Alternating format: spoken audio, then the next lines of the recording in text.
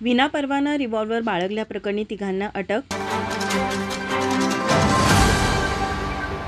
विनापरवाना रिव्हॉल्वर बाळगल्याप्रकरणी स्थानिक गुन्हे अन्वेषण शाखेने तिघांना अटक केली आहे। साम अल्ताफ गुंडवाडे वय 28, प्रथमेश सतीश पाटील वय 27, सद्दाम अल्ताफ गुंडवाडे वय 28, तिघेही राहणार कोल्हापूर अशी अटक केलेल्यांची नावे असून पोलिसांनी त्यांच्याकडून एक रिव्हॉल्वर व एक मोबाईल हँडसेट असा एकूण 1,10,000 रुपये किमतीचा मुद्देमाल जप्त केला आहे।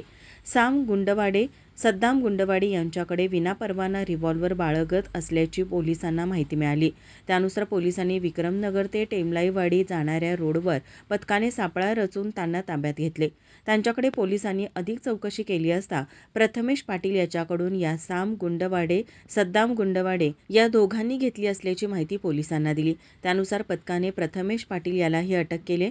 पुढील तपास राजारामपुरी पोलीस करत आहेत।